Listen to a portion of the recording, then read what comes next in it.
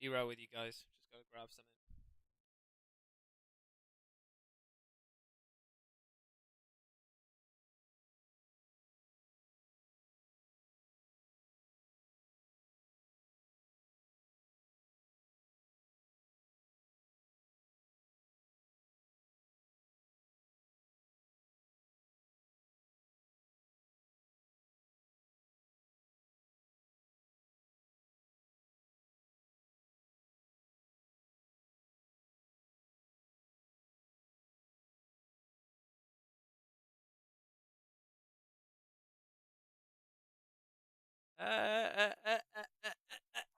Hello, everybody, and welcome to Live and Let Dice live here on a Monday afternoon. I know it's a strange day as you all here listening to me, and hopefully you can see some mega loud immensely. Hello, everyone over there, and welcome. I am back here. And I'm going to be doing some painting for lovely people here as well. Just catch me up. Let me know if you can actually hear me. Let me know if you can see me. That'd be lovely on both regards.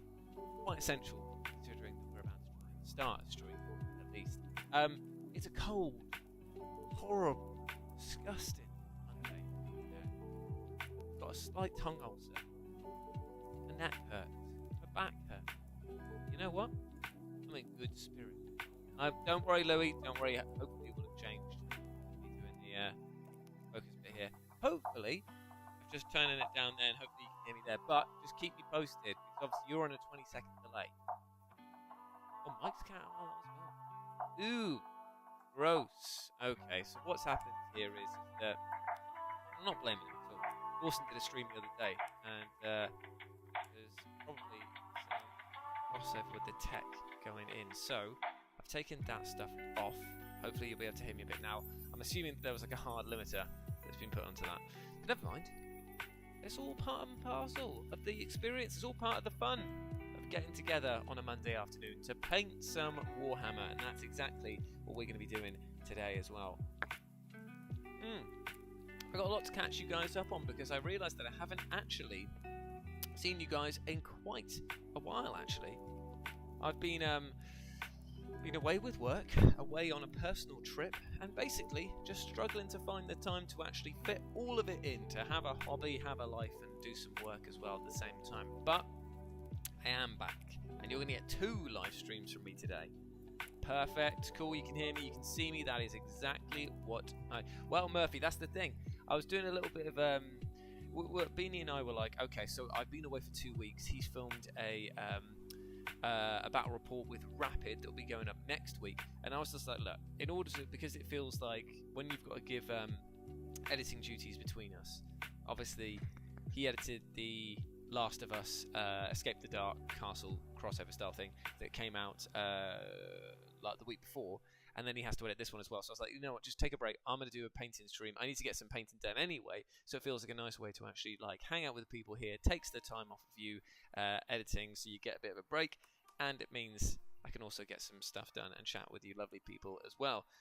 And I will tell you what, my friends, it has been a busy couple of weeks because I've been away for work. We did the Golden Joysticks. I was hosting and presenting and doing some fun interviewing stuff over there, so that was great. That was with FGS. It was brilliant fun, mainly because of the fact that not only was it just a really nice event full of some really talented people, but also I got to do an indie roundtable that you'll see come into the channel soon, that will have, oh man, it's got tons of stuff in there. It's me chatting to the developers from games like Animal Well, from Tiny Glade, from Riven, many more as well. We'll sit down and have a lovely... Got a second, Louis, it feels like the music is between us and you. Oh, what, is it cut out? Has it come in? Woo. Just let me know. Oh, it started again. The music is too loud, is it? Weird. Or do you... The mic can't say, oh, I barely hear you. Okay. I've taken all the effects off, so this is exactly the same as it has been the last couple of times, and I am just going to leave it like that. So if you can hear me, you can hear me. If you can't, you can't. It's fine. I ain't going to be messing around with technical stuff, and I cannot be bothered, because what I really need to do is buy an actual microphone that I can plug into this laptop so that I can have a proper one here. The mic's still a little low. I don't know what I can do about that. It's exactly the same as what I had it on before. Boop, boop, boop, boop. Gain. I can just whack up the gain so that I am so loud that I burn through everything, but it'll probably sound awful at the same time. But I tell you what, I'll let you guys catch me up on it. The thing that's bothering me the most is the fact that I'm using this new, well, I say new, it's a webcam, because I've got on the teleprompter over there, I've got a new webcam over on that side. I'm using this Ben IQ camera here instead of the laptop one. And it's like, it's giving lag. It's lagging on the display here, and I'm pretty sure it's doing the same over there as well. So I'm not entirely sure what the hell's going on with that. Like, I just seem to be cursed, absolutely cursed by tech. Other thing is as well, Louis, is that if we're going to be doing that, I need the microphone. I need the microphone to actually effectively be a headset one, because if I'm painting, I can't have it just sort of here in my eye line, because it's going to get in the way of painting, unless it's sitting on the desk pointing up at me and it's completely out of the way. It's not going to be as good as having something that's close here. But then again, hey, we're going to be doing some painty art things. It's going to be great. It is indeed. That came a long way. Hope you and Jeremy have been smashing it. Oh man, I tell you what, it has been brilliant working for FGS. Like, don't get me wrong, I loved working, or still working for What Culture. I still obviously do the freelance stuff with them, but in terms of a professional outlet, it's FGS all the way. Like, they've managed to get so many more opportunities because they make them themselves. Like, the Golden Joysticks is a event that they run, so it's like, it made so much sense for the move for me to get onto the sort of more professional journalism circuit, and it's just going to open up tons more opportunities as well, which is great for me. But I was saying before, I was doing like an indie roundtable chat with the developers, and it was like I was speaking to Billy Basso from Animal Well, I was talking to Anna from Tiny Glade, talking to one of the main devs, Eric from Riven, Sea of Stars, I was speaking to Thierry, one of the lead developers on that, and I also got to speak to Gareth as well, who made Citizen Sleeper. So it's like I had all of these amazing people sat around me, just having a sort of chat about the state of the industry, what's been going on recently with video games, how their games have influenced others and who they were influenced by. We were talking about AI as well for a bit, which was quite interesting. So like, all in all, it's something that I'm really looking forward to coming to the channel, because it'll be, well, it should be arriving on the channel. That was shot 2 weeks ago at this point. Probably should be this coming week, if not the next week, so I'm looking forward to that. And it's amazing. Oh, it's a boom mic. You come over, Callum. Yeah, you just as I'm painting, it'll just be like, I'll be like painting, but Callum, yeah, okay, just like paint, like go faster, paint faster. So yeah, that was a fantastic week. I was out from like Tuesday, Wednesday, Thursday for that one, because actually I came back on Friday, but on Friday as well we also went and did the Space Marine VR experience, Space Marine 2 Defenders of Avarax, and that was amazing. I can honestly recommend it to anyone who's interested in like trying out VR stuff, because the things that they did with that experience were crazy. It was so good. It was like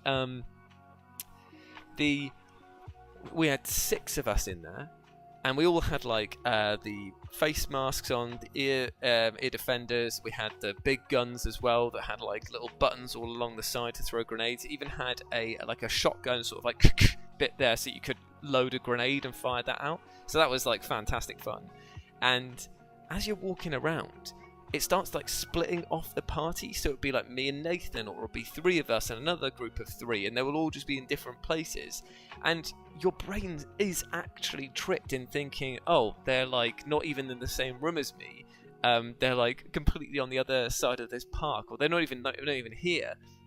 And in reality, they're only like 2 foot away from you doing their own thing. But the ear defenders they've got have such good noise cancellation that when you're close enough to each other and when the game wants you to hear each other as part of a squad, you can start hearing each other in there. But as soon as you walk away, it's like separating them into like Team A and Team B, Team C or whatever.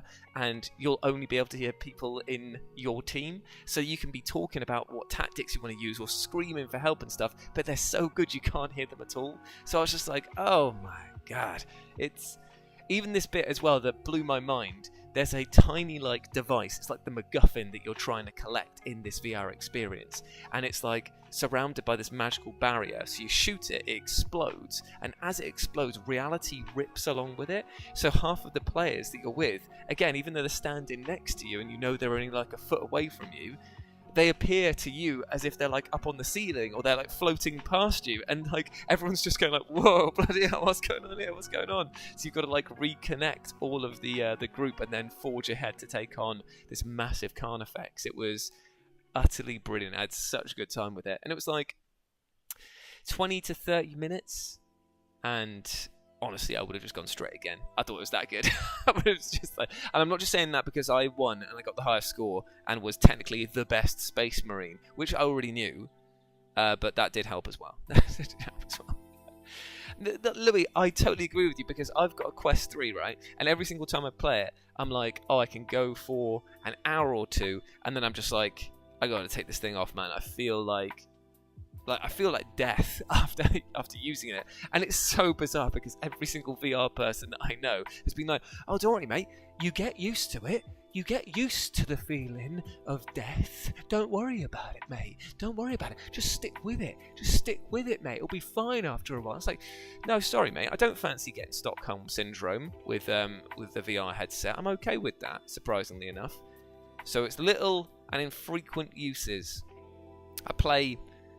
It's like all these other games, they're like, oh, you can play these VR experiences for 20 plus hours. No thanks. Give me a 30-minute blast or an hour maximum because that's all that I can stand. I can't stand no more. We did actually meet a company that's making a VR gaming chair. You like sit in it, and as you like look, you turn your head, the chair moves with you, so it like rotates the entire chair around. It's meant to make VR really immersive for people who get motion sick standing up. So now you can get motion sick sitting down. So, yeah, it was just like, oh, okay, fair enough. And I was playing, God, what game was it? Sniper Elite VR, and you've got to line up your shots. And I was finding it so hard because without a tangible stick to be the gun, I was just constantly like, oh, I've got to make myself feel sick. So I'm trying to aim down the sights, but I'm just looking all over the place. Yeah, it was a nightmare. Yeah, Paul, it was like that. By the way, hello to everyone who's joining in today. I realised that I haven't actually said hi, which is very rude of me. So that's bad. Louis said, Stinker stumbled across your clone recently, a channel called Side Projects. It's not just lookup, but even some speech pads. Oh, weird. Very weird. But then again, you got to think about it. I've said this many times. I am a developer, creator, fighter, creator, wrestler, creator character's best friend. Because it is default head 1, it is default beard 2. That is it. That's all I got to do to create my face. But the speech pattern's weird, mate. Like, I speak a lot in run-on sentences, and I shorten everything, and I have, like, what's it called when you, ADHD, where you portmanteau words together so they just fuse into one. I swear that most of my friends spend the majority of their time trying to unravel what I've said based on the gist of it rather than what I'm actually saying. The amount of times that I use phrases wrong, but people are like, yeah, I get what you mean, so yeah, I understand what you mean. That Fakes brought a clip back I saw of you earlier, greeting Rich friendly, then randomly saying, here's my knife. Dialogue of, oh, I remember this. This was the one that's got dog meat from Fallout 4 as the thumbnail, right? I watched that too the other day. I don't know why it popped up into my suggested feed, but I watched it and I was like, oh, let's have a trip back. It's just me just being like, here's my knife. Just tab Rich. I miss doing the skits with that boy. It was the best, man. It was so much fun. Obviously, don't get me wrong, Sai is fantastic. She inserts a level of comedy and timing into it that I love, because I send her the full sort of raw, unedited clips, obviously, and she just like turns them into gold and then adds in so many layered jokes visually, as well as all of the little sight gags that she does as well. And it's like, I don't tell her to do that. That's just her, and it's like if I could take one thing from What Culture over to FGS, it would be her to do another series with, because we just work well together. Oh, he has your same habit of videos of throwing random puns and being overly... Yeah, I mean, that's fair enough. Getting high off my own supply. What's that? A stinky joke? Oh, lovely, lovely, thank you very much. Yeah, I do that too often, I know. I'm an absolute criminal, mate. I'm an absolute egomaniac criminal. Right then, let's talk Death Guard. Let's get stinky, since we talked about sniffing farts. Going to King of the North in January, right? I was going to say in 2025. Obviously, it's 2025. January the 24th or 25th. I'm travelling up to Stockport to play in this tournament, right? And this tournament, it means a lot to me. I came third in the first year, came second in the second year, came 20th in the third year, mainly because I brought an all Grots army.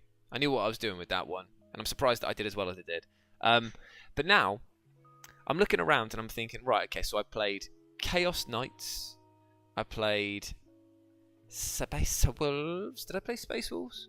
No, I played Orcs, and then I brought the Grots. So I played Orcs twice. So I thought to myself, I'm not going to bring Orcs a third time, and I'm not going to bring Chaos Knights because I feel like they're a bit stinky at small level games, and people have a moan about them. They just are like, oh, you brought a giant tank to a mostly tank-based game. Like, oh, right, okay.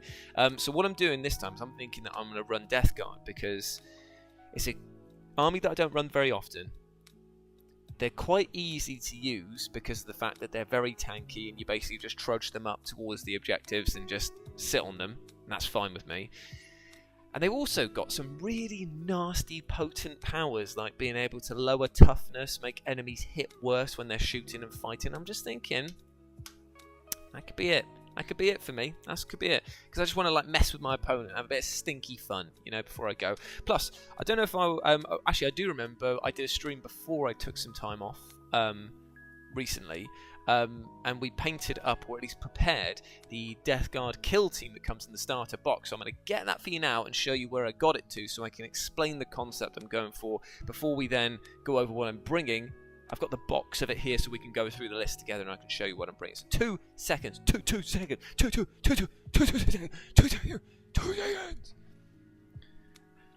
2 seconds. Don't be counting 1, 2. I can already see you in the chat. Don't be doing that. Don't be doing that to old man Julesy, eh? Don't be doing that. Ow! Pulled my ear. Stupid wired headsets. I'll tell you this much. Relic of the past. I can't wait to get a new one. Right, so we're going to switch over to the other camera, and you can have a look and see where I'm at. Goodbye. And hello. Right, so these are the ones that we're going to be painting today. They've already been muckified, so that means that they just need to have like colours dabbed onto them. And we're also going to paint this guy here, who is a... Ooh, what's he called again? He's something... Come on, mate, focus up. Something stink bag. That's exactly what he's called. But I need him in the army. Now, the last time that we spoke, we didn't have all of these guys done. But I have now done the kill team, so I can show you what they look like in their sort of more finished and flowery forms. So, how do I get you to focus up then? Oh, okay, actually that does a good job. So as you can see here, we have gone for what I term as Nurgle's Garden of Love. Absolutely stinky, absolutely horrible, covered in slime, covered in muck, but making sure that things like this, like the pipes and the organic materials, are slimy and horrible. I'm going to go over this and do some Yoo-hoo glue strands to make it really disgusting looking. But what we want is this effect here, where it's really like dirty, crusty, horrible armor, and then moss coming out of it, and then inject it with tiny bits of color like this, so that we make this living swamp. This this sort of like they have just risen out of the muck, but it's Nurgle's playful thing of death and life all mixing into one. So we've done. He's part of the Kill Team box set. We did the other sorcerer that you get from it as well. By the way, all of these were apart from the pipes, these sort of like slimy bits here. All of this was dry brushed. Reason being for speed, but also because of the fact that, again, I'm not trying to go for detail on these ones. I'm trying to go for an overall aesthetic of horrible muck and disgust. So we've got these sort of very sickly greens and yellows at the flies here. I thought about painting these in, like, with the wings a different colour, like they were the real plague flies. But I figured that this kind of works quite well because it's like they haven't fully taken shape yet, so they haven't got that final bit there. So, he was the one that you get from that set. We've got this guy here, Old Skullface, who just looks absolutely rancid. But again, the pop of colour and the slimy nurgling that's on his back over there, all covered in poop and grim, dark stuff, is just over there here. And then you can see like the rusting, rotten pauldron here as well, which I obviously did loads of dirty down rust on. Like, again, it's not something that we're going for detailed. These aren't going to win golden demons. But what they are going to do is they give my army a real sense, like a thematic edge. And also, very quick to do. And also, when you do put in colour, like the horrible plague flames that come out of this flail, it makes it pop. It looks nice. You can immediately tell what's going on with the model. So you lose a lot of, you've covered up a lot of the model with shite, as it were, but you can still see exactly what they are and what they're doing. I love the fact that I've got this model twice, and both of the grenade heads have broken off of it. So he's got like some flowers sticking out from under his armpit there. Proper little stink bag he is. And my favourite one out of the starter set is this guy here, because I decided to change the icon that he was carrying into a sort of like feculent bouquet, so it's just covered in flowers all the way along. So he's like walking into the battlefield with a giant bunch of diseased and rotting flowers while his guts are actively falling out from him. It's like blah, blah, blah, blah. Very cool. So this is the thing. That's where I got to with the Kill Team. Finished them off, pretty happy with that. And the other ones that are in here, they are ones that I painted up prior. So I had 5 other Plague Marines that were already done from another project. Thing is though, I want to run these in groups of 10. Because I want to chuck them inside one of these bad boys. Inside a dirty, manky rhino over here. Oh, thanks, Quoth. I appreciate that. So what we're going to do is, this one hasn't been fully converted yet. We're going to add some sort of more pops of colour, you know, get a bit more sort of like purples and yellows into the lichen on top of that. But for the most part, we're actually going to leave this one as is. I feel like it's just going to be a tiny bit of colour, maybe 1 or 2 flower or tuft bits there, but we're going to kind of leave the vehicles being predominantly that sort of like white, grey, rusty colour. I may go around and do some more rust streaks around there. So they're going to go into that. So I want 2 squads of Plague Marines. Love this, that like not even one guy would struggle to fit into there, let alone 10. So they're going to go into there, and they're going to be accompanied by this guy, who gives them the Fight First ability, and also has a horrible Plague Spewer that is like D6 auto hits, -2, 2 damage, I believe. And it's anti-infantry 2, which means it wounds on 2s as well, which is crazy. And in a group of 10, you can run... where's the other one? You can run 2 of these guys. Now this is important because of the fact that in a tournament setting where you're trying to, let's face it, you're trying to min-max everything, and it's not like a fun thematic list. Don't get me wrong, I would feel bad if I ran this against, say, Beanie on a weekly list, because I feel like it's just a little bit too skewed to being gamey over fun, but still. So with these 3 together, That is 3d6 auto-hitting shots. -1, no, minus 1 no cover, -1 no cover, -2 no cover. All in there. So you plop them into that bit there, scream them up ahead, you drop them out, you spew, you have a great old time. But that's not it. Because of the fact that it's 10 models, you can run 2 of these guys. So 2 heavy flails, so I've got 2 good close combat unit ones. I can run a power fist onto my champion. I can run 2, that's right, 2 melter guns that we're going to be painting up today into it as well. And then on top of that, you can run 2 of these as well. So basically, you run, these are blight launchers, and they kind of act like heavy bolters for the Plague Marines because they're 2 shots, -1, 2 damage apiece. So, basically, in a squad of 10, you're actually getting 2 close combat, 2 flamethrowers, 2 heavy blight launchers, 2 plasma guns. So that's 8 models of your 10 already with just special weapons. And then 2 just regular guys, or as in the case of this guy, 2 knives, because I've decided to call this guy Mo Sislak, who has got 2 knives, and it's pretty awesome, gotta tell you, yeah. And he's just good at close combat. So, like I say, I'm going to run 2 units of these 10 horrible Plague Marine squads. So it means I've got to get another 10 ready to go. And they're going to go into another Rhino and be supported by 2 of these. 2 of these Predator Destructors. These are going to be the backbone of my anti-vehicle, because even though the access of having a melter or a plasma gun is good, it ain't usually strong enough to do the damage against other vehicles, and there will obviously be tons and tons of vehicles that my opponents are going to bring. So we're going to do the same jobby with this one here, stipple a bit of colour onto it, put some flowers onto it, make it look really nice, and then make use of this, the Predator Twin Destructor, which is just nasty. And it's going to have, even though it's modelled to have 2 heavy bolters on the side, they're going to be run with las cannons just because of the fact that they need to be doing something against vehicles for me, because the rest of my army won't. So I'm running 2 of them as well. And then, need to finish these guys off. We're going to be, I just need to paint the bases really on these ones because they're kind of done.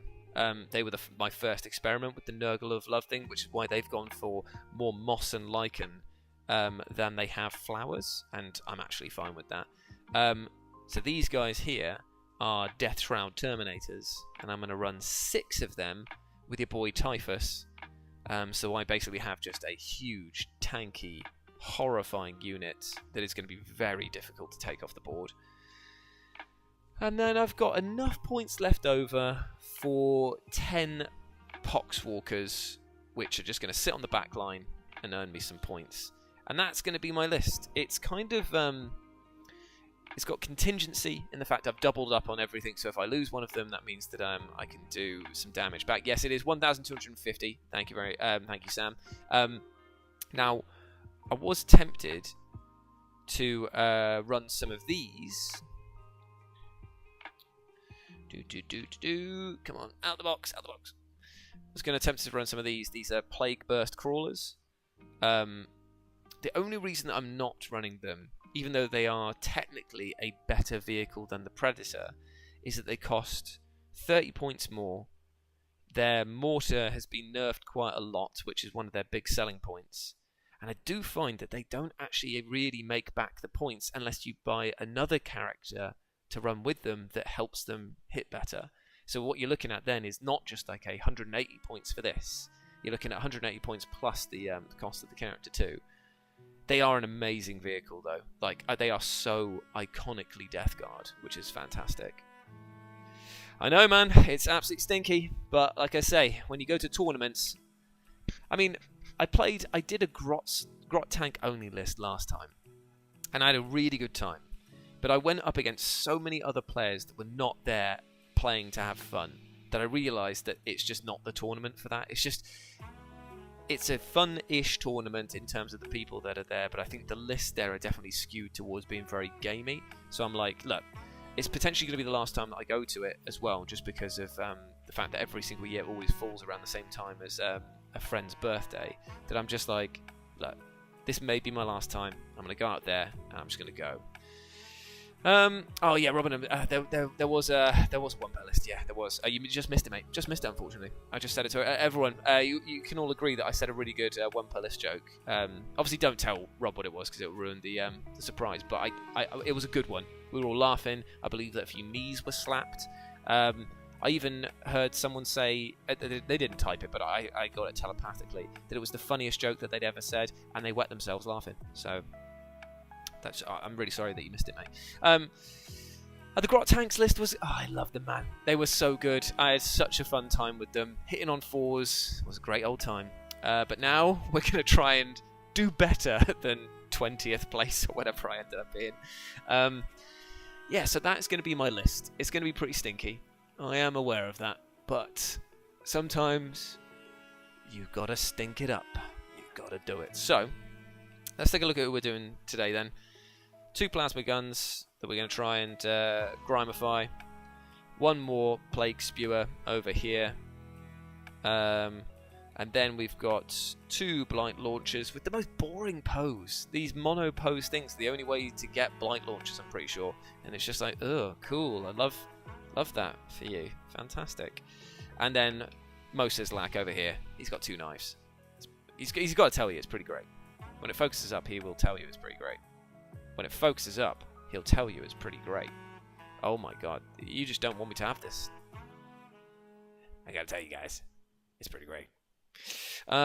So, first things first, we're going to be looking at getting that horrible Death Guard green, which is more like baby poo green, but they've decided not to call it that, for obvious reasons. And we are going to start the stippling process, my friends.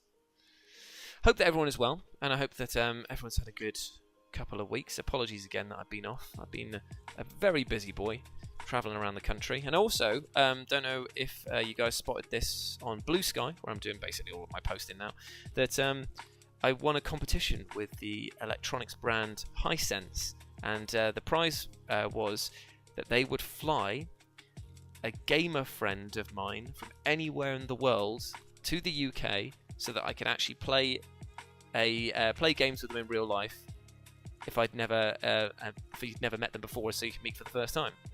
And because I won it alongside 4 other pairs, I got to bring my mate Liam from all the way from Australia over and got to game with him for the first time ever and meet him in real life. It was absolutely amazing.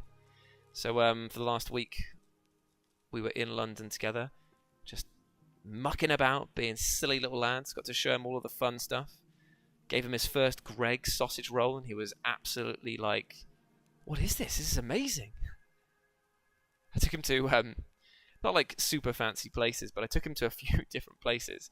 And he was a bit like, yeah, I just wish that people would stop with like the bullshit. Like, I don't want a burger that's got like 75 ingredients and stuff like that. And then I gave him a Greggs sausage roll, and he was like, "This is it. This is it. This is exactly what I've wanted this entire time." Play doubles on Saturday. When you're building to 1,000 points around that, you really need to squeeze the most. Yeah, I know, man. I know.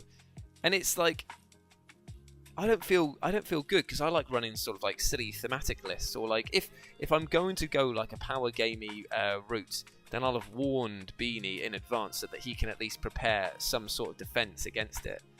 But when you're going up against the tournament scene, man, you just gotta roll with the punches and get sweaty with the boys.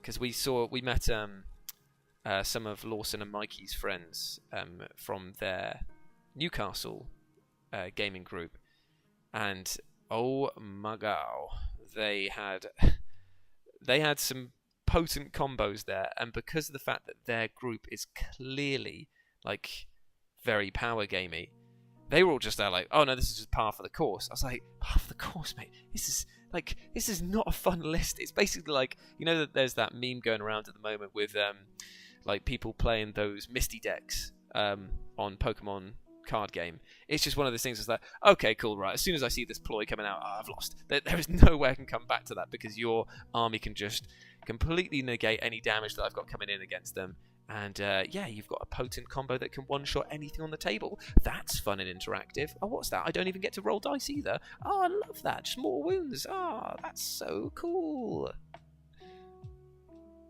It helped that they were nice people, because my God, was I just like, oh, this is so horrible to fight against.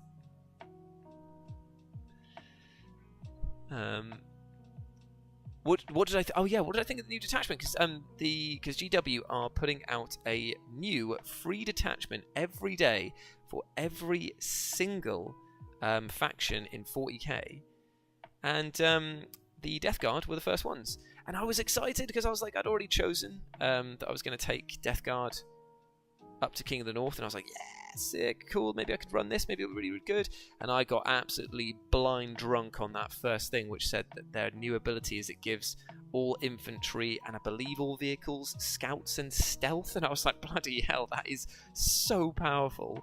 But then looking at it, when you compare that to the Nurgle's gift ability is that once you start the battle, you can choose like an extra horrible disease that your company is carrying, and that can worsen the save of enemies if they're too near to you, or it can make them hit at -1 ballistic skill and weapon skill. When that is so powerful that people seem to forget how good that is. So when the new detachment came out, everyone was like, oh my God, this is amazing, like Death Guard are going to be tournament champions across the board. I was like, I think you're forgetting how good we had it, because I don't know, I'm in two minds as to whether or not I want to run them as the new detachment or the old one.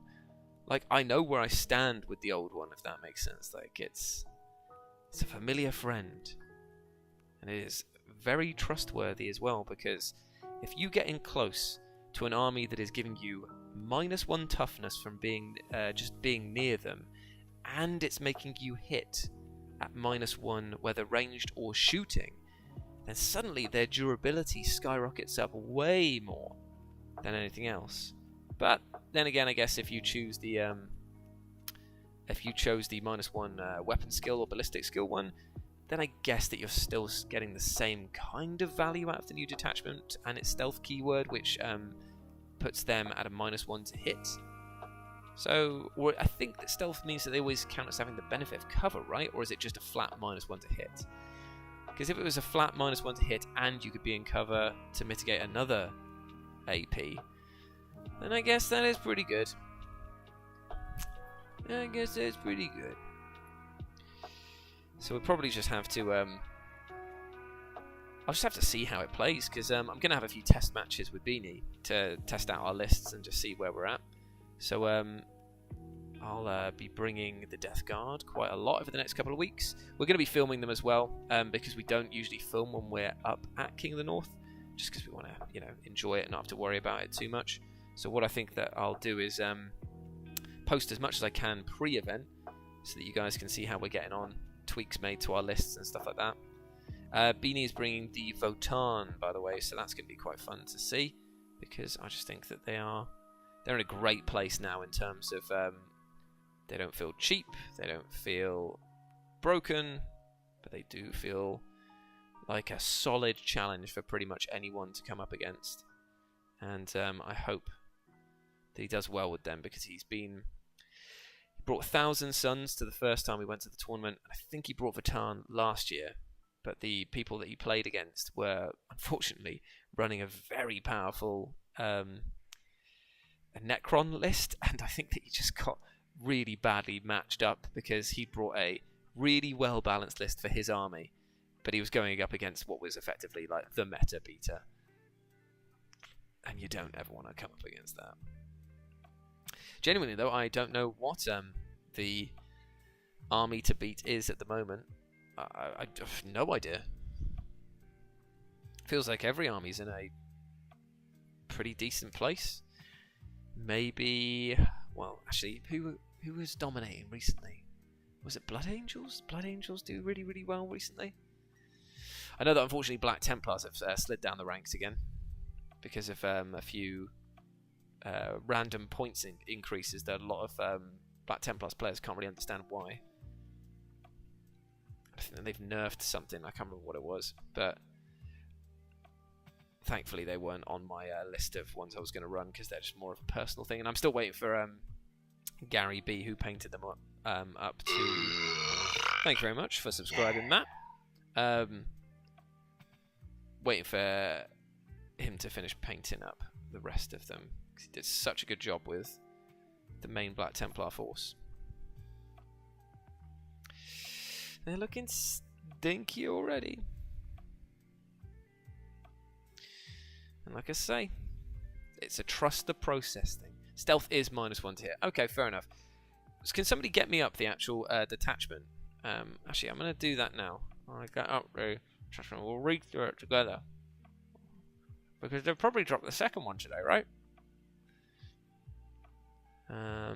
Oh, it's the Dark Angels. Ooh, okay. That's pretty cool.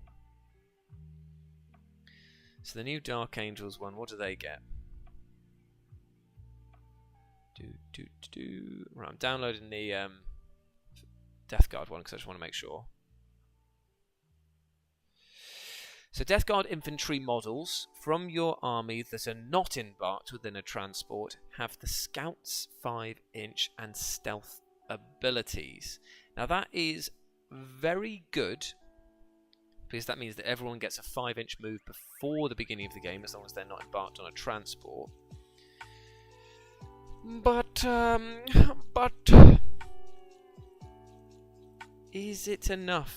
Is that enough for what you're giving up there? Because transport is cover, transport is protection.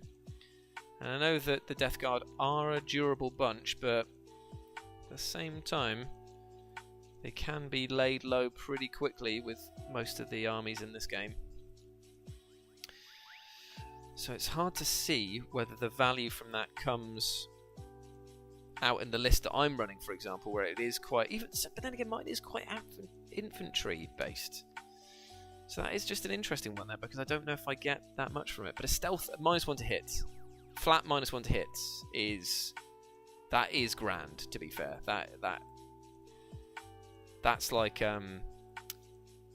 so obviously the -1 weapon skill and the -1 ballistic skill, that only works when you're within contagion range. But this flat stealth hitting thing, -1 to hit on everything. That means like Space Marines are going to be hitting you on 4s. And it ain't a cover-based thing, so that means that none of their sort of like, oh, it's a ignores cover, therefore I can hit you on blah blah blah. So yeah, actually, there probably is quite a lot of versatility in that. I'll have to have a good old mull over that one, because that is stealth across the board for infantry is pretty potent, especially when I'm thinking that I'm running Plague Marines and the Terminators as well. So for me, I probably would get quite a lot of play out of that. I'll have to have a looky-loo. Right, so we've given them that Death Guard coating. Makes them look all stinky. Now we can start putting in some of that horrible green, horrible sickly green to their armor.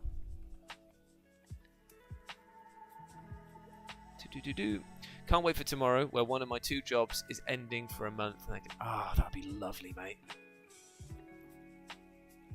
I loved the Vatan Eternals, Chris. I thought they looked absolutely brilliant. What a cool idea you had there.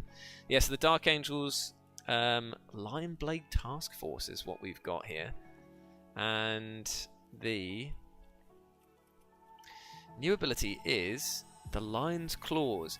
Each time an enemy unit, excluding monsters and vehicles, within engagement range of 1 or more of your Raven Wing units from your army falls back, all models in that unit must take a Desperate Escape test. When doing so, if that enemy unit is battle shocked, subtract 1 from each of those tests. Pretty good, definitely keeps people locked into place. And each time a Deathwing unit from your army declares a charge, if one or more of your targets of that charge are within engagement range of 1 or more of your Raven Wing units, you may add 2 inches. Oh wow, so if you've got a unit tied up, it's hard for them to escape, and it makes it easier for your other units to get involved. So you could, in theory, piggyback off of off of that. And the restrictions says your army can include Dark Angels units, but it cannot include any Adeptus Astartes units drawn from any other chapter. Yes, fair enough. That does sound good. That does sound pretty nice, actually. Star Trek is going very well. Thank you very much, Callum. We had... I'm still struggling with Neelix, man. He's doing my absolute bloody nutting. Because he means well. But he's just constantly just that, like, noise. Just like, yeah, okay, get it. Like, you've really pooching up the place here, Neelix. And don't get me wrong, I too would have a few things to say if I was the brought aboard a starship like this, and my captain constantly was just trying to put everyone in danger. It seems. The episode that we just had was where we've met up with and I've already forgotten their bloody name because they're that memorable as a bad guy. They're the group of people who steal other people's genetic material, and in order so that they can try and work around a disease that they've all got. They have captured Bailana. Is that right? No, is that her name? They've captured the half Klingon, half Earthling human, as you might say, and they've turned her back into a Klingon. And they split her personality because her other human form now, pure human form, is running around as well, trying to figure out what the hell's going on. Look at that, it's so disgusting already. That's it, yeah, boy, yeah, boy. Falling back from combat with the day is always... Yeah, I mean, I think that's really good because it means you can tag enemies, and it also rewards you for having really fast units as well. So if you had, like, the biker mice, you could slam them into a unit early doors. Any fallbacks would mean that they would be taking desperate escapes, and they just hold them in place, just pin them down for a little bit until the rest of your army catches up. So yeah, I'm quite a big fan of that. I'd like to see Beanie run it for sure. Alright, there we go. Now we're getting some real oomph. Yeah. It's my favourite bit here, where we start stippling on a lighter colour, and it just seems to bring the model to life. And actually, no, my favourite bit is actually painting all of the horrible like limbs that are all growth and slimy. That is hands down my favourite bit of the entire experience. But thankfully, these ones were partially done already because the grossification process Gareth had already done. So, like I say, this is just 2 colours with a dry brush, and already we're starting to pick out the details we want. And then we can just go through and, like, you know, when it gets to his horrible misshapen hand there, we can just get that looking really pink and vibrant, so it then contrasts with the rest of the body. Yeah, I remember that one. Great performance from the actress. And yeah, my biggest issue with Neelix. Yeah. Me and Kerry have talked about this at length, about how his love is technically only 3 years old. It's just like, Also, when they were captured on that ship, with the... Oh, right, the ship with the people who were stealing all the genetic material. There's another Neelix there, and I was like, don't replace a Neelix with another Neelix, mate. Like, we don't need to see no more Neelix. I'm good for Neelix. I need a helix from a Neelix, you know. So Chris, who's saying about how much of your list building involves guessing what other people are likely to bring to a game. Do you try to build a list against it? Well, thing is that if this wasn't a tournament and it's just rocking up to beanies, I just basically just go like, what would be fun to run? It's like, I have just bought X number of these, or GW have been kind enough to send us this box that gives me now 3 of this type of unit. So I'm going to be like, right, well, I'll build around that first and then go from there. But when it comes to tournament stuff, it's like,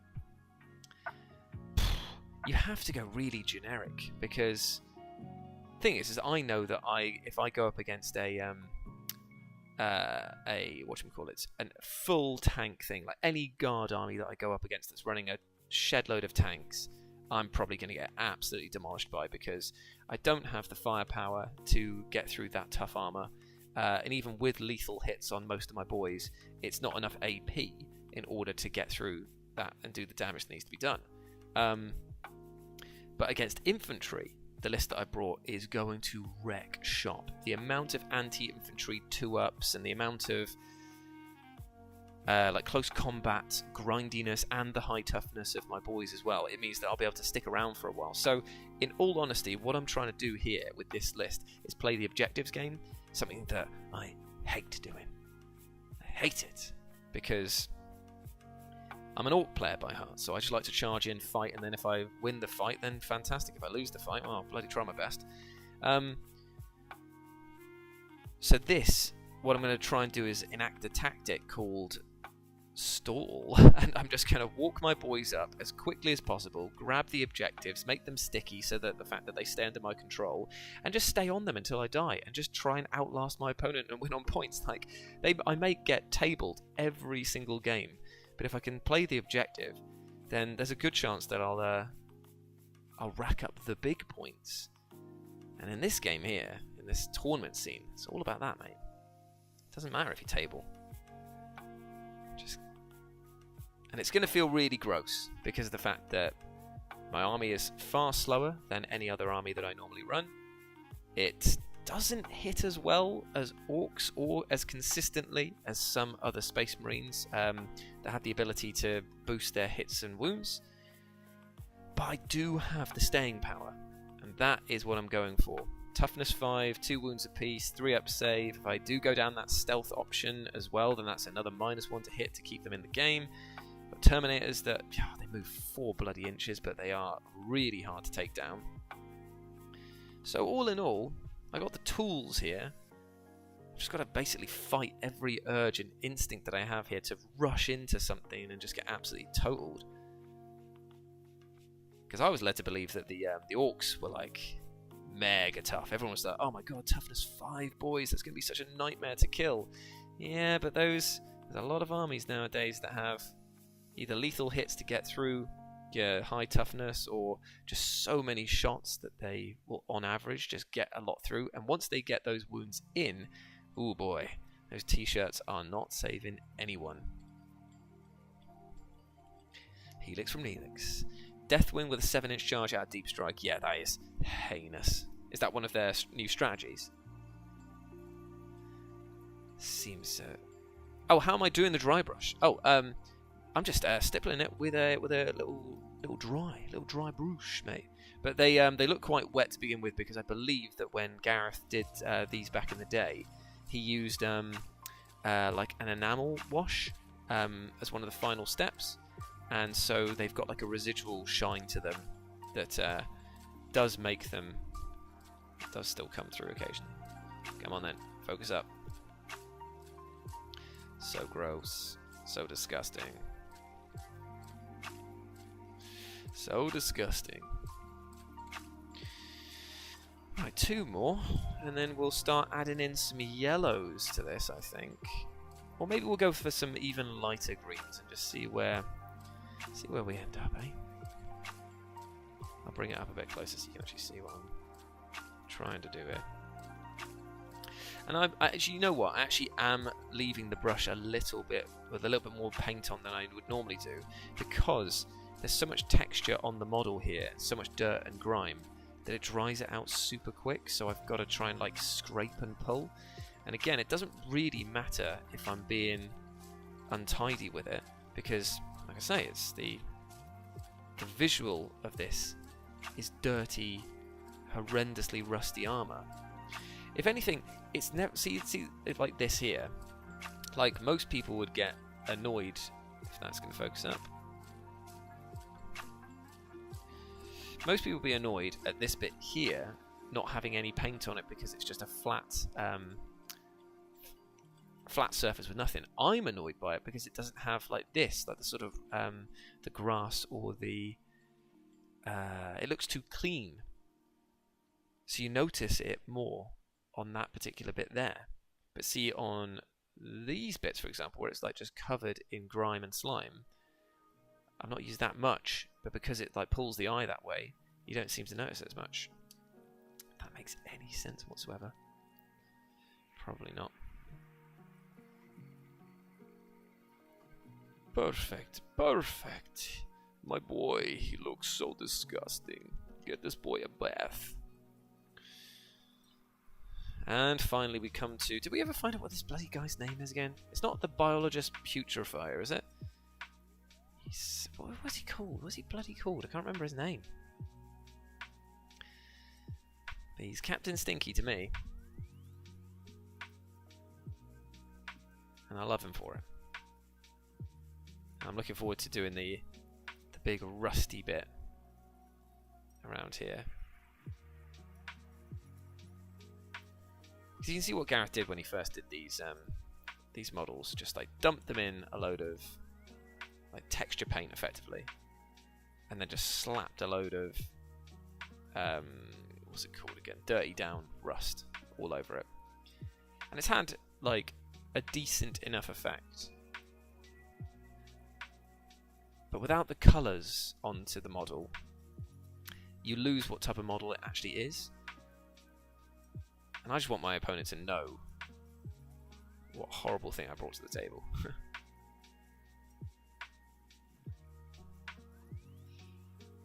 So just adding in these extra bits of colour through all of the muck and grime. It just helps, man. Just helps them, helps me. The Dung Eater. Oh yeah, Billy Biohazard, that's his name. Thank you, hero. I appreciate that.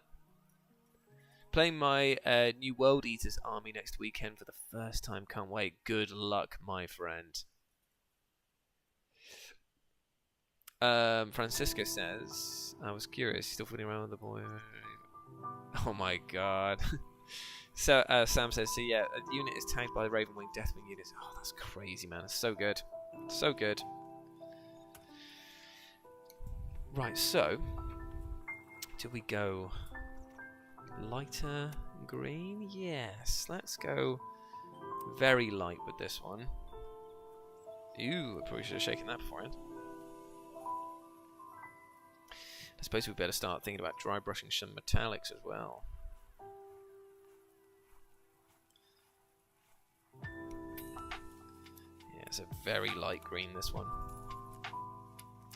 Almost luminous. So we're going to be quite sparing with how we dab this on. Because now we're getting back to that sort of the Codex colour Death Guard green, which I do like, but I only want to use it sparingly here.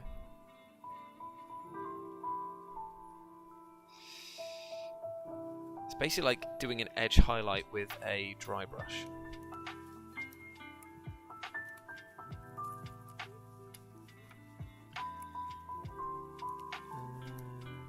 I don't think I want to do much more with this guy. I feel like we just hit the big bits there. Because then it's like browns and greens and greys all together. Like if you look at the difference here.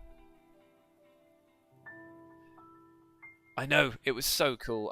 It was amazing to meet him.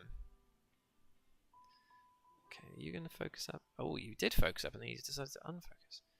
So you look here, the difference already. Are you going to focus up? You do not want to focus on these two guys for some reason. Fair enough, fair enough. That's what you want to do. See the guy on the left here, he's got much more green in that armor now than this guy. So it's just adding in that little bit of spice. Is anyone else working on anything? Painting anything cool? Oh, Necromunda is got such good models. I think that it's probably I think that Doug always says that Necromunda's got the best model range of any GW, because they do get like amazing poses and just really like interesting types of character. Actually, you know what? It probably is. In like a 40k setting, it probably does have the best. As much as I hate to admit it. Because, again, it's just another format that I would love to play, but have precisely 0 time to play. Learning another new format.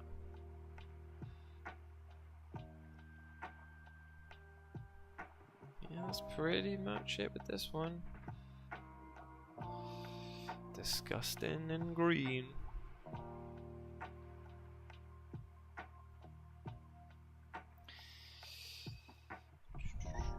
There's his mate.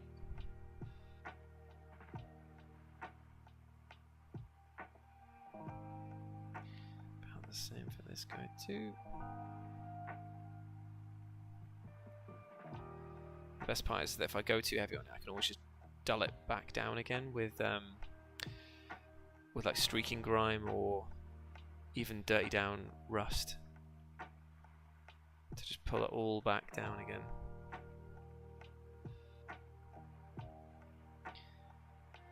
But I do also like it. Sometimes you do like a splodge of this like heavy green. You're like, yeah, it's kind of like almost like nuclear radiation poking through.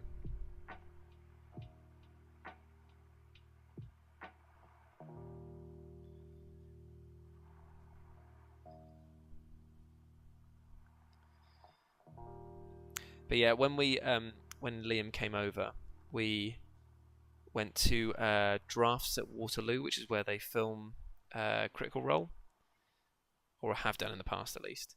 And we also we had a nice walk around Regent's Park, and we went to a gaming bar, because that was one of the funniest things about the event, is that the event was sponsored by Hisense, so it was like meant to be, well, and the whole thing was around like meeting your friends who were gamers to game with them, and you would expect therefore there to be like a decent gaming setup, but for some reason they only had a few Xboxes, and the games that they had on there were like a single player racing game whose name I can't remember. They had Siege on there, and I was like, well, I don't play Siege, so not going to be any fun with that. They didn't even have a single fighting game, and I was like, mate, you've gone, like, why? Why have you not got a fighting game? It's like the most basic thing that most players would want to play at each other, on, because there's like an inherent competitiveness that comes with being an online gamer friend. And it was just like, okay, fair enough. And afterwards they were like, any feedback for this? I was like, yeah, you're going to do this again? Get some bloody multiplayer games.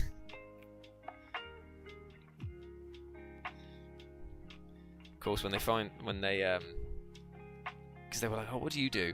And I was like, I told them about the What Culture stuff and about the Future Game Show stuff.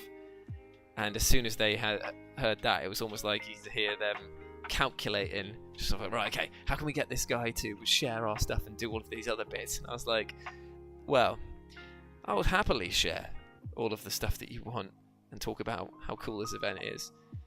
All it will cost you is one of those projectors that we're here doing today, because they are $4,000. Surprisingly, the conversation's died there.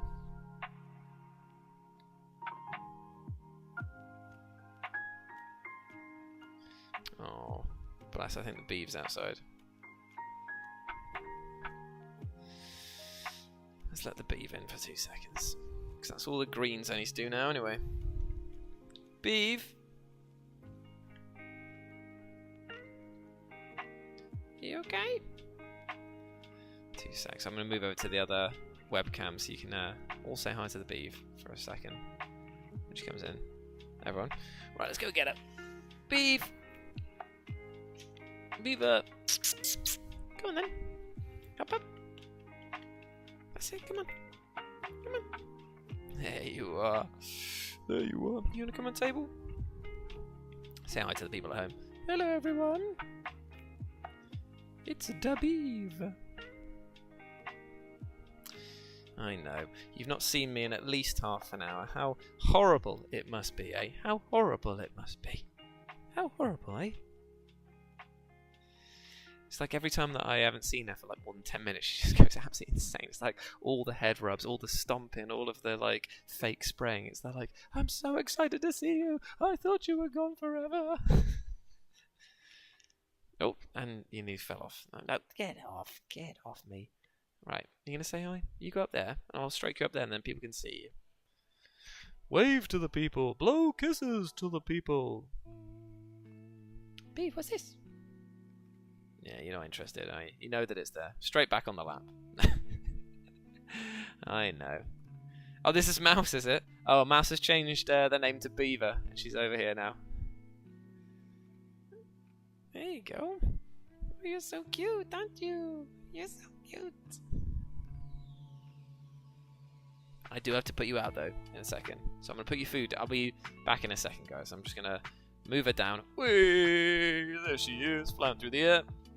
And let's put your food outside so you can go. Go on then, out you go. I'll be out in a minute anyway, don't worry. There you go. Oi! She is a lovely cat. And my favourite thing is that she just headbutts Kerry 24/7. It's just that, like, when she's asleep, she's like this. She wakes up and she's like, boosh, boosh. Wake up. Bless her little cotton socks, eh? Right, so we've done... Oh yeah, we probably should move back to the other webcam. Doing. So we've done all of our greens. Our boys are looking pretty and disgusting indeed. Ew, so horrible.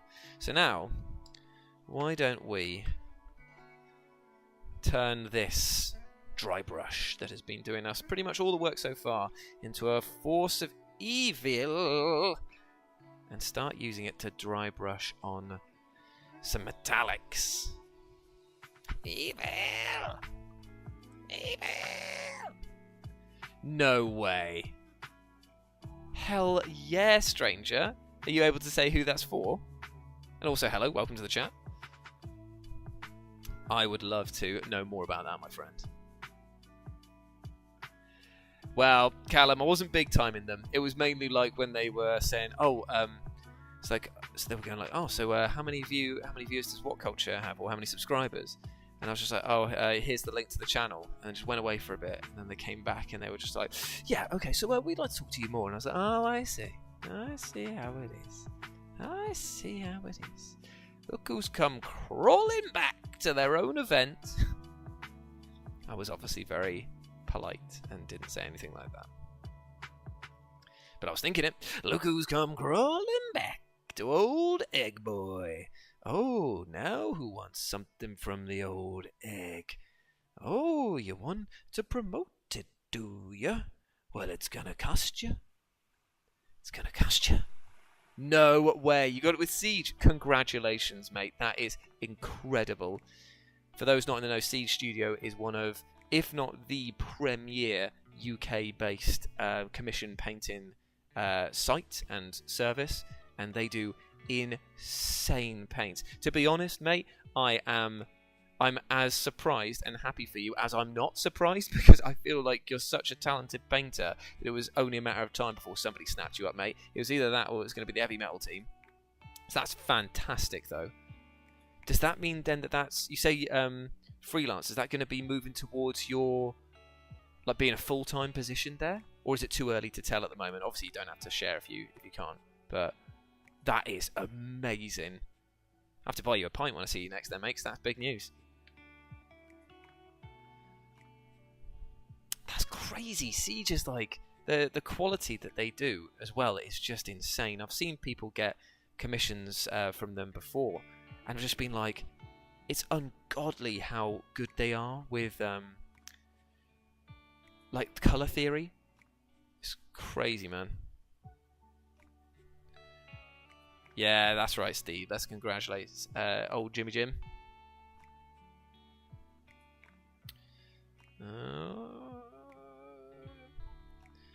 Well, I'm going to put it out there, mate. This is not up to siege standards. This amount of dry brushing. But still, I'm having a good time. I'm having fun.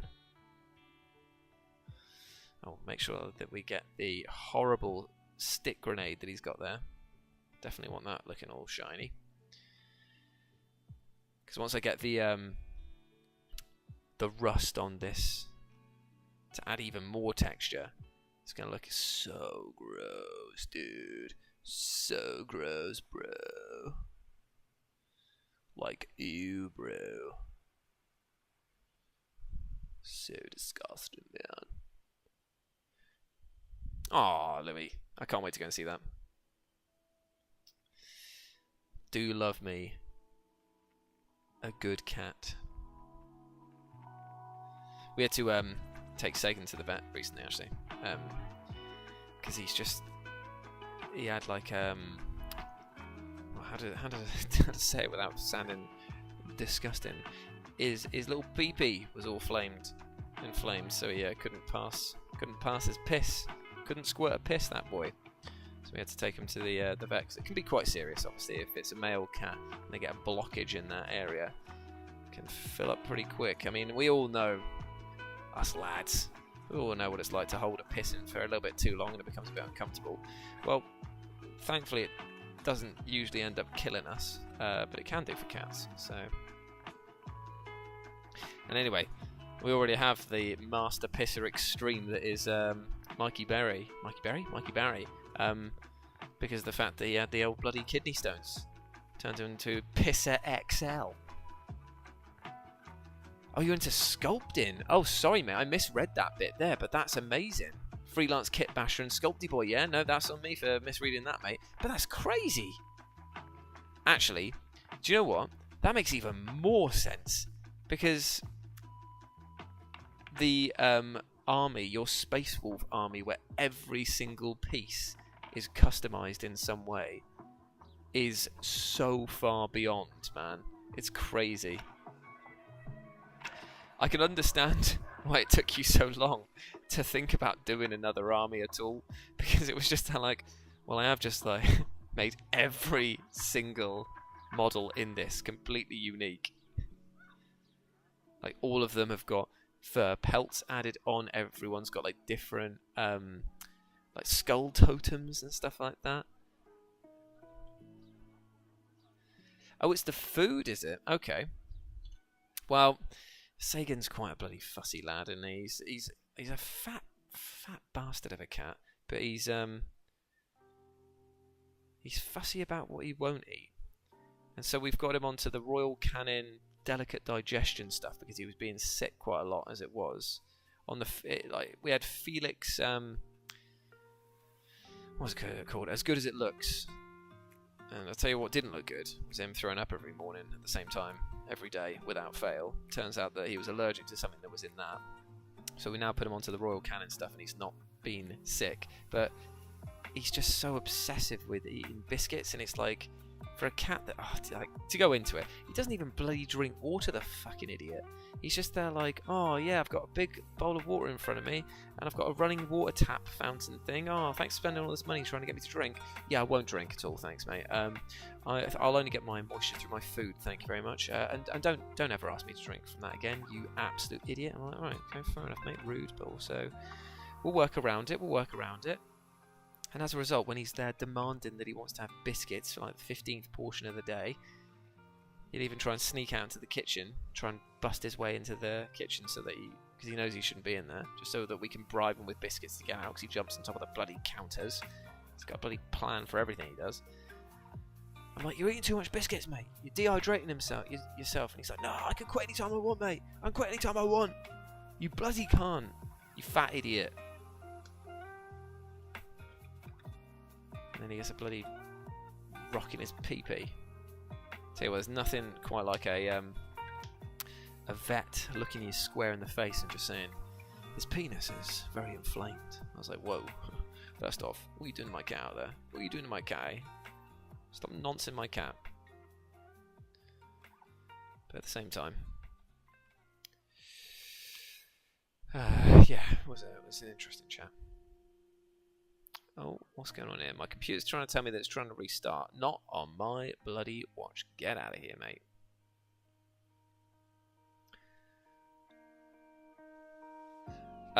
If you go to Stranger Comes Knocking, I believe, is his Instagram handle, you'll see all of Jibby James's amazing sculpts there. He's also been doing a Custodes army as well.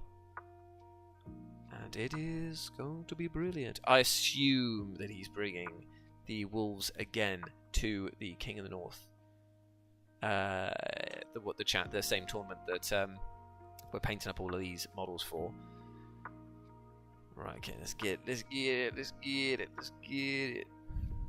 Right, lots and lots of shiny here to break through the rust and the auras. I'm also bringing the Death Guard character that allows you to throw grenades as well, like for free. It's only once per battle, but it's still pretty potent. He's going to be in with this group as well, because you can run this character and the other character in the same 10-man squad at the same time. And having two characters in there that can make your group fight first, that give lethals on a 5-up as well. Like it should be a pretty potent list. The only issue is I got to get them in range to actually be able to do anything. So that's where the Rhino transports are super important to my plan. If they go down early doors, I am hooked. Stranger knocking hobbies. There he is. Feed Poppy James well-beloved food. She's mostly okay. Yeah, and the thing is as well, like, Nerdy, you can appreciate this as a fellow cat owner. What do they have to be nervous about? What do they have to be nervous about? Like, my owner has only spent 9 of their waking hours with me. I'm so unloved. Oh, woe is me. Time to go eat out of the bin. Time to go make myself sick. Oh. It's like, come on, brother. I'm all for your mental well-being, but will you please work with me for 2 seconds? Right, we've done the brass. The brass is on. I hope that we're all okay with that. So now I'm gonna do the screaming bell, which is actually, ironically, what she said that was wrong with Sagan. So we're gonna put the screaming bell right onto there. That's it. That's what we want. That's what we want to see. But we're making good progress. If I can get these done here, that's pretty much like the majority of the list I've got to get ready. I've got to just basically do a little bit of stippling on the vehicles and then slap a load of flowers onto them, which is more fun than it is a challenge. So, oh yeah, now we're talking. Now we're putting on that screaming bell. Yes, yes. Acting as a kind of highlight. Then it means we don't have to do much work. I'm channeling my inner, is it Ross from Monsters Inc? Mike Wazowski.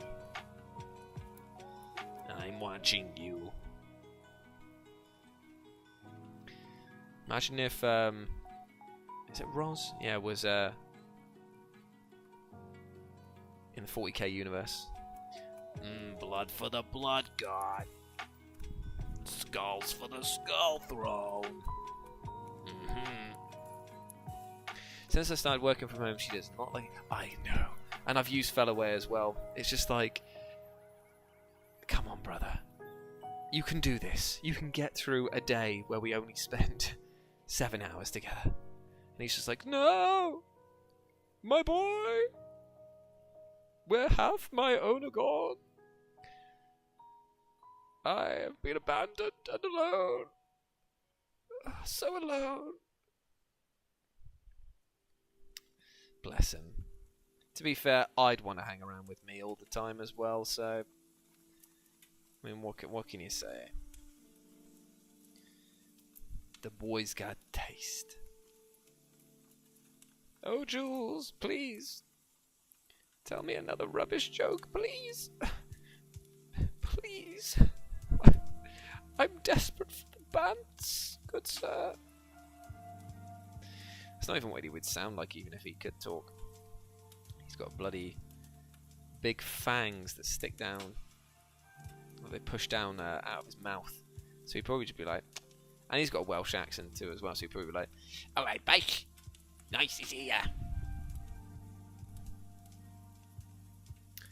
I'm bringing my mate's dark... Whoa! No way! Have you seen that there's the new Detachment out today? And the new Detachment looks strong AF. Assuming you've got a ton of bikes to really make the most of it, but damn, that's gonna be... I'm gonna look at you, look at that army, and I'm gonna have to do a double take, mate, because it's just not gonna make sense to me. First couple of like rounds, I'm just gonna be like, hey mate, what's going on with the army? This is some odd looking Space Wolves. Oh shit, oh shit, dog. Woof woof indeed. Shit dog, shit dude.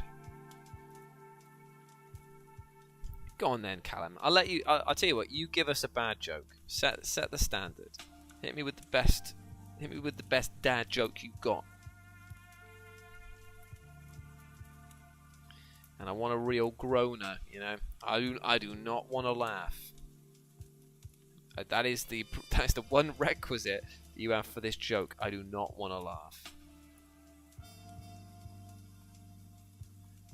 want this joke to make me go. That's the sort of comedy I'm looking for. I want it to be like that. Yeah, look at that. Look at that horrible knife. Probably should dig the reds out as well to make sure that we do his cape all nice. Wow, nice being the operative word there. It's just... That's the thing. We're just getting some metallics on him.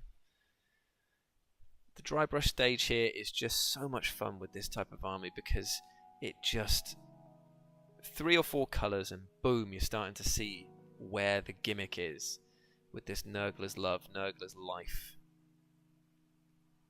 Shrek's Swampinators. We do need to have an army name for these guys, by the way, so I would really appreciate if anyone out there has the time to come up with like something around, like either a pun around stinking bad, like Shrek Swamp. There's got to be something in that. And I'll run them as that. You best believe I will. Okay, right, we're looking good, looking good. Now we get to bring the real oomph to this guy too.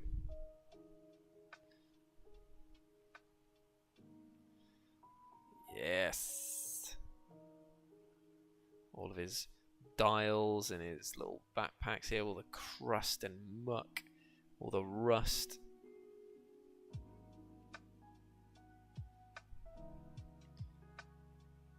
I mean, I'll go over this and tidy it up with a proper brush at some other point, but to get the colours on now means basically I want to get it to a stage where if, for example, I couldn't pick up a paintbrush again until the tournament, I could at least just dump these on the table and just be like, look, there's colours on them. They might not be the best, but at least you know what they are and you can see what they do.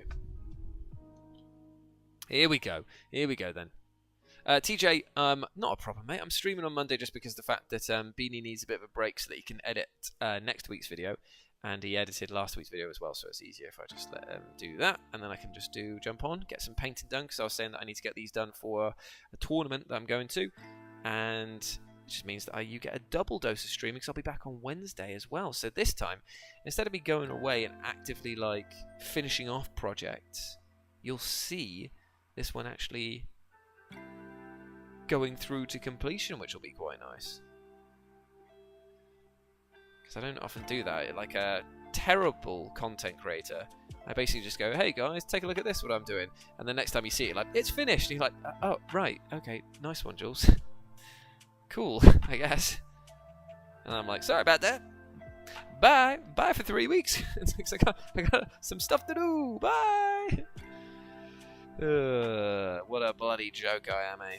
Why would anyone subscribe to this channel, eh? Hey? Hey? Okay, let's do this then. Terrible joke. I'm going to read it first so I don't okay.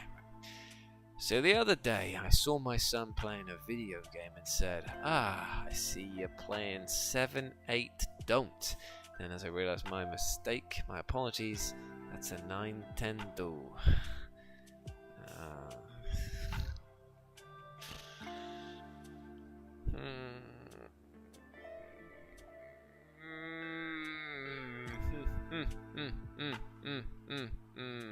Bloody hell. Oh, Jesus Christ. I was prepared, Callum. I thought I was prepared. I thought I was ready for it, and I just wasn't. Because that both... Oh, you hit the brief too well. You hit the brief too bloody well, mate. That was fantastic. Well done, mate. Well done. Little kiss on the top of the head for you. Ah. Fantastic. Believes that they produce more fish in the sea. That's really good. Yeah, fish, chips, fish. I love that, Rob. And I also love it when people have got a good sense of humour about things like that. Obviously, it's better for them to tell you that they're okay with it before you start making jokes. So I'm glad that you wait for that. That was the only really bad thing about the trip with Liam when he came over, is that like his bloody dog died while he was out here. Unfortunately, he had a seizure, and it was just like, ugh, that's awful. And I was like, I'm really sorry, man. He's like, oh, there's nothing I can do about it. I'm here with you. And I knew it was coming, but it just happened quite suddenly. So it was like, whoa, bloody hell, bruv. Obviously, I made sure he was okay. Took him out. We had a lovely meal, but it was just a bit like, how do you bounce back from the old dead dog? No worries, Sam. Absolutely fine. Only got about half an hour left in me anyway, before we got to also head off and get our stuff done. But as a good start, we've made a very good start on this actually, because it's, just adding a bit more silver to this now. Where do I want to do that? Just the top of his bit there. Very sparingly used on this one here. Because we don't want anything being too clean now, do we? The more rancid and repugnant, the better.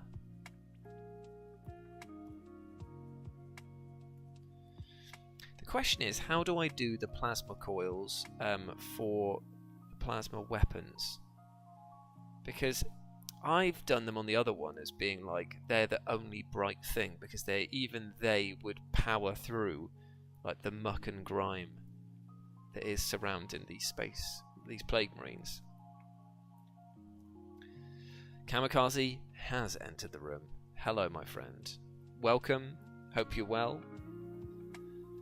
Pull up a groove and get fabulous.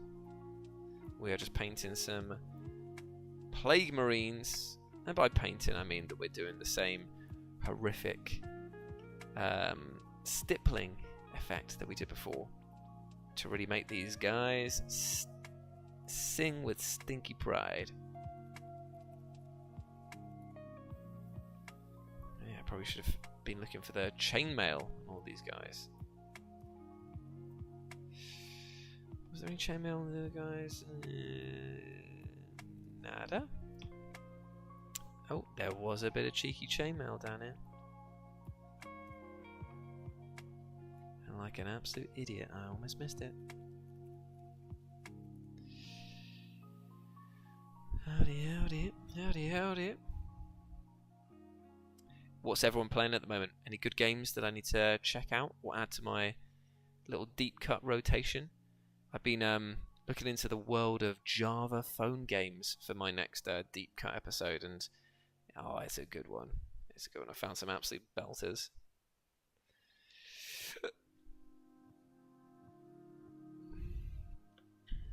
Oh, there is nothing there. There's nothing there. Okay, we've done the chainmail. Okay, don't worry about it. Don't worry about it, boys. We painted some minis in the local park this weekend. That's really nice, actually, but wasn't it like really, really windy this last week? But then again, were you in the UK or not? Because if you're in the UK, it was like the tail end of the storm still, wasn't it? Just your minis just flying all over the place. What were you painting? Anything fun? This guy here's got such a wicked pose. He's just like, yeah, I got 2 knives. Let me tell you about it. I subscribe to Knife Sharpeners Weekly. Okay, then we just got to roll onto this guy. Here we're on to the final touches. Touches on this one. It's got such a... Like, I love this device that he's got strapped to him. And I imagine that, like, as he's walking through the battlefield, that it's constantly, like, going, like... just, like, farting along to itself. And he's just there, like, yeah, this is my jam. Just farting along into his own merry band. Beautiful stuff. And then we've done this guy already, I believe. Does he have any chainmail on him? He does not. Okay, so that's all the metallic's done at this stage. Now we've just got to figure out how we're doing. Get out of town, mate. Louis, congratulations. I'm glad that you got that sorted. That's fantastic. Still same company, yeah? Oh my god, Hero Darktide is just fantastic, and I'm so glad that I can say that properly without like a but or if you are a Warhammer fan added to that, because I've been having such a good time, and I believe that tomorrow they're adding in the new end game content, and it's like my guy is level 30, and well, I've got 2 characters that are level 30, and I was just like, oh cool, I think I'm ready for this. But after watching the whatchamacallit, the little preview stuff they put out in trailers, I've just been like, I am not ready for this. This is crazy. Okay, so we've got a nice stinky boy look going on here. Question is now, right, we are going to have to finally bust out a brush. And we're just going to add in a few. Oh, that's a bad brush. Naughty brush, bad. We're going to get some more metallics on the go, I think. And I'm just going to go around and pick out a few extra bits.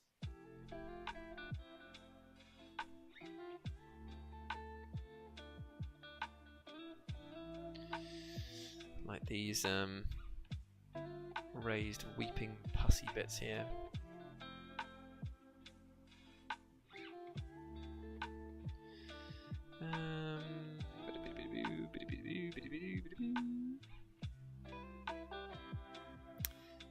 And like I said before, we're not aiming for huge amounts of detail, because we just want the very basic bits to stand through and shine. Everything else, dull, horrible, decayed, covered in muck, the mire, gross, ooh, don't like it. That's amazing, man. That's awesome, especially the fact that it's work from home. Congratulations, dude.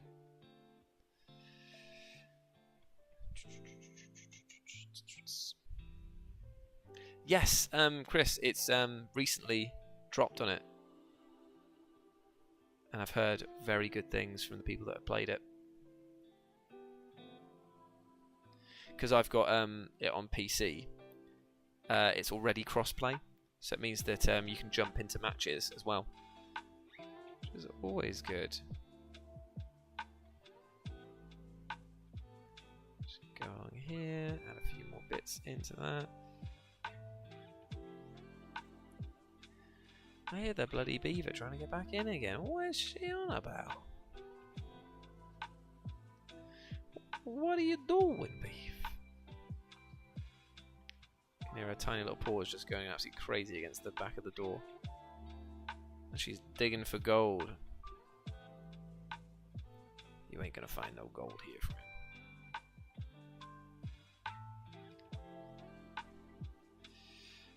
Like, it may seem like it looks a bit out of place, me just doing these random blodges of silver and, well, I guess it's copper. But we're just going to start building up the rust effect back. So we've basically dry brushed up, and now we're going to just pick out a few bits because I want to go over some of this with some more dirty down and really start just manipulating what Gareth has already done prior and just adding a bit more stank to it.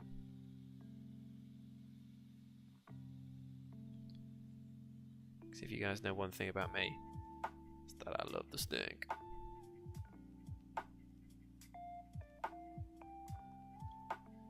There we go.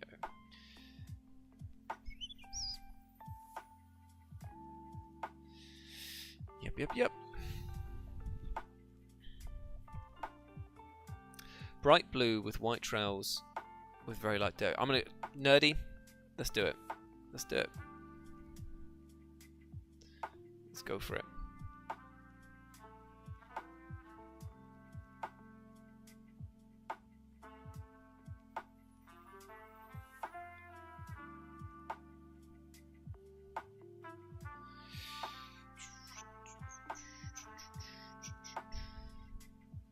Do I want these ones to be...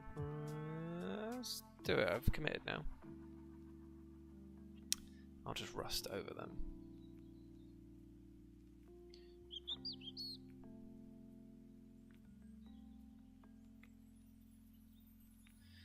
Just a bit more colour into these. So that will look really nice when I then put the dirty down rust over the top, because it's got more colours to work with. Because sometimes they can create like unusual drying patterns depending on which metal is at the top.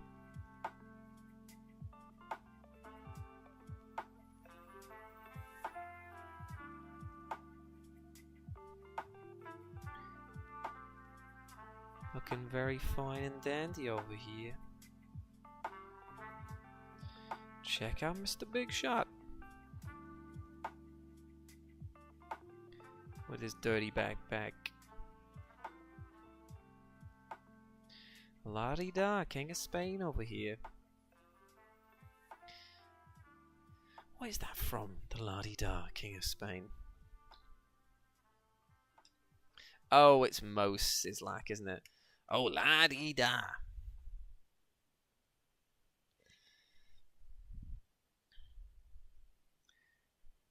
Let's dab a few bits onto his collar. And once we've done that, Nerdy will get onto those big plasma. Big wheels plasma.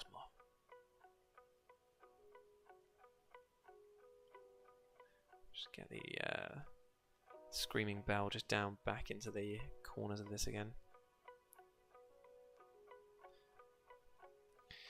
Yes, yes, looks very nice, yes.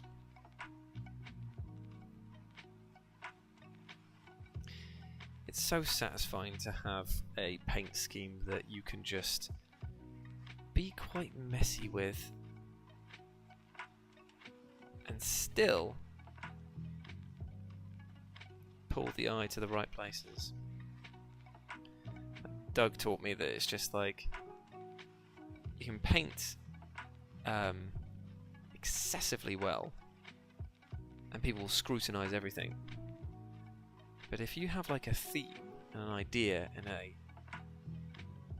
this is the motif of this army, you can actually like get away with quite a lot because people just go like, yeah, that's actually worked really well. That's what you were setting out to achieve, and you've nailed it.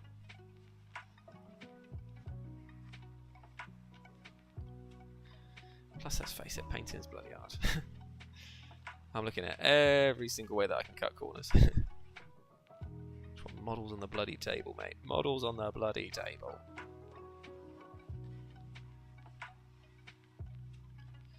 Because when I did those Blood Bowl trolls, God, they took me so long. So very long.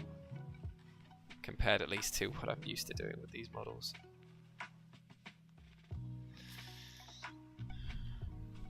We'll put the plasma guys to the side for the moment because we're going to be coming back to them. I know you probably think I'm an absolute heathen. Paint straight from the pot, not even thinned down. God.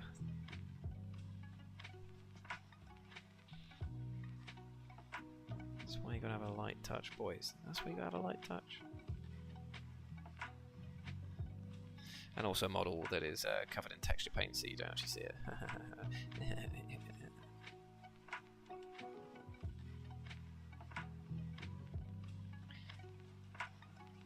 So when I was talking to my Aussie mate Liam, he was like, he'd never seen snow. And I was actually kind of gutted that it stopped snowing in the UK just before he arrived. Because he was getting really excited about it. He's like, oh my god, I get to see snow for the first time.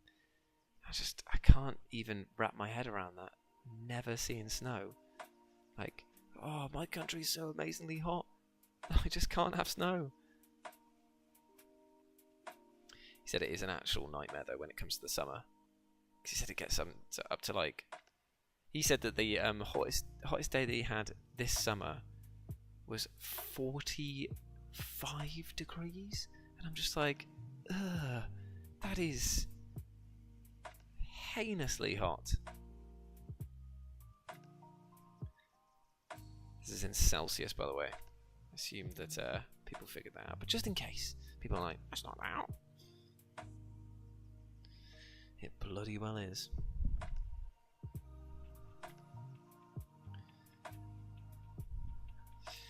Two more to go.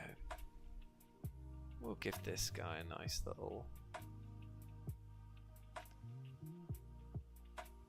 We can make that super rusty layer. That'd be good.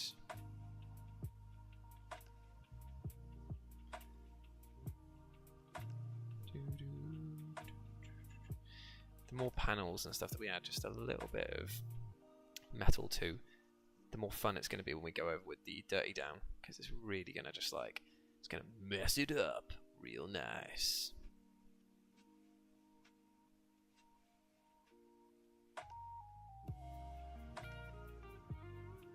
This song's got a bit of the stank on it, hasn't it?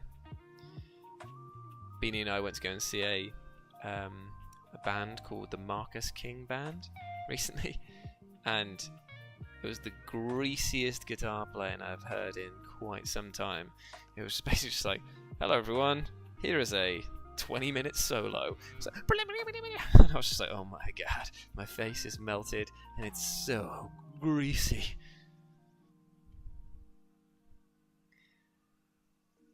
And the guy was just constantly just like, this song was about finding your sweetheart in Alabama. Just like, yeah, it is. Love it when I find my sweetheart in Alabama. So relatable. I was like, bloody hell, there you are. Thought you'd gone to bloody Totnes for the weekend. No, there you are, in Alabama. Oh, here comes the greasy salad.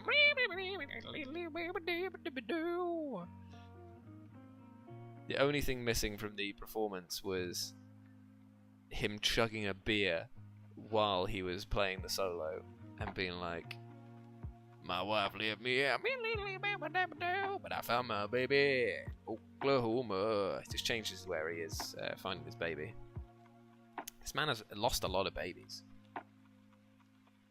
He should probably like be put onto one of those like parental guidance sites, because he's just like, dude, you keep on these babies and you're losing them. Sort it out, man. Forgetful father, deadbeat dad. I lost my baby in Washington. Stuff like, cut it out, mate. Stop losing your babies. It's Lawson. How's it going, my friend? How's it going, my friend?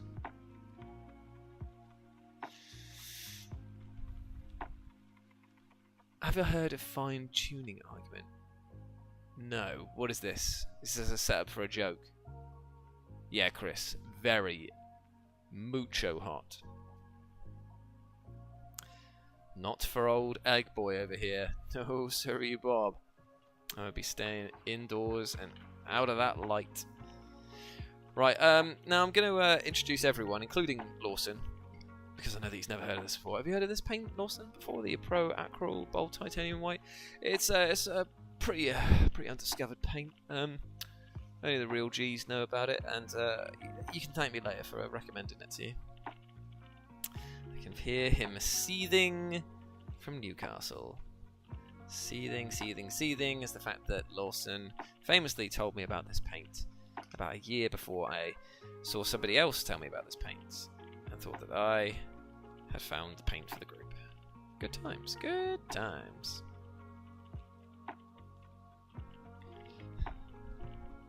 My baby bat, baby bat, baby bat, ribs. Okay, right, we're going straight on in there. Bold titanium white. Into the more. There it is. There he is. There he is.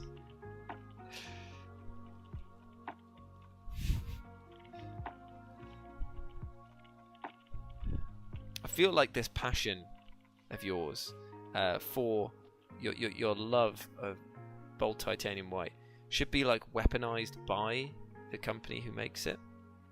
I feel like they should see you defending the honor of titanium white so valiantly, and they should just be like, right, okay, get this man a sponsorship deal, and also when he dies, make sure that his tombstone, his grave, his effigy is in bold titanium white. It'll blind everyone around. It will cause accidents. Is it good for highlights? Oh man, it is a one-stop shop for colours that pop. It's just the whitest white. And it's like a one coat cover. And it is mucho good. And not even that expensive at all. Like, all joking aside, when Lawson and I did have a chat about it last, it's just like, he's been using it for ages at this point, and he still can't believe how good the coverage is on it. It's just bloody lovely. Just like him. When he's not threatening to beat me up, obviously.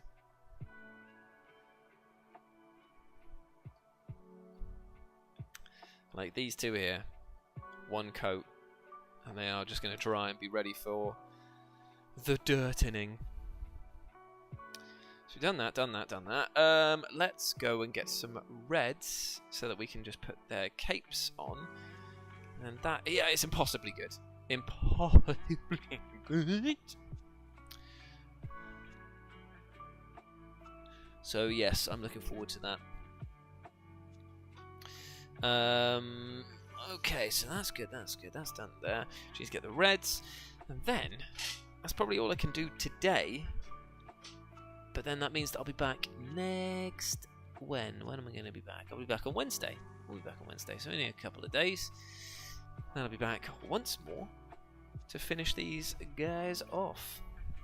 And if I've done that, then that'll be 1, 2, 3, 4, 5, 6, 7 more.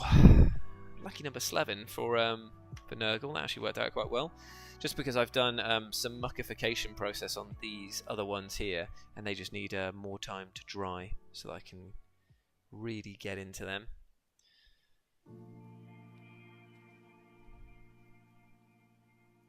If it wasn't the fact that I haven't died, I assume it was lead-based, right? Because it's just that good. Lawson loves drinking paint, he does. Can't stay away from stuff. Where did I put me Wonder Brush? Where's my bloody dry brush? I know that's probably staring me right in the eyeballs. Where did I put you, mate? There you are.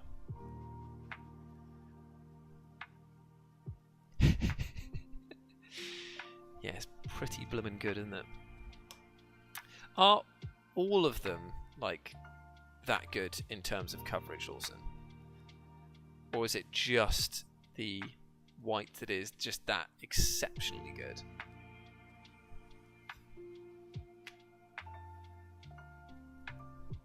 Oh, so Right, okay, so basically it's just like, okay, well, how could we have lucked into this type of existence? Is that the sort of mentality? I have not heard of it, but now that I know what it is, I have seen people try to argue with it. Why'd you bring it up? You're not about to have about to tell me that, are you? Here we go. Nice red for the cape here. Get that dirty boy a cape. Oh my, he's so dirty. Just gotta add a little bit. You got anything here? Nope. You got anything here? You do have a tiny little loincloth here that I'll give you give it the once over. And then you've got a cape as well. But we can leave it looking pretty dirty down the bottom. So that's fine. And do you have a cape of any sorts? You have a tiny bit there, but it's so covered in the muck that I'm not even going to bother. So that was nice. And oh, we got his loincloth here.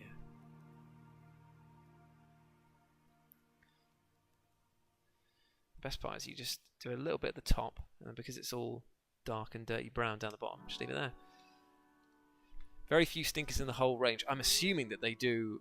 Didn't you say they do metallics as well? Or am I just living in a fancy dream world right here? Am I living in a fantasy goddamn dream world?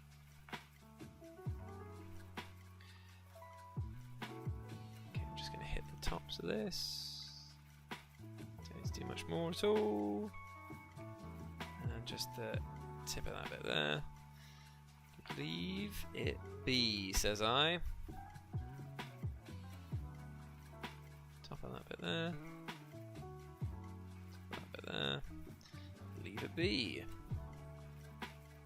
It's the easiest thing in the world, doing dirty capes once they're already texturized and covered in schmuck.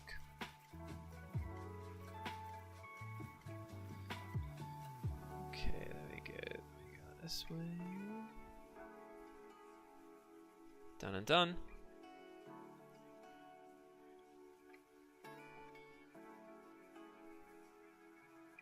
Done and done. Pretty great. Not a huge fan of their brighter golds, but that's because yeah, fair enough. Well, after they basically taught you that they can one coat anything, for them to do anything but that, you're just like, hey now, whoa now, let's slow this ride down because I want to get off. Give me my money back.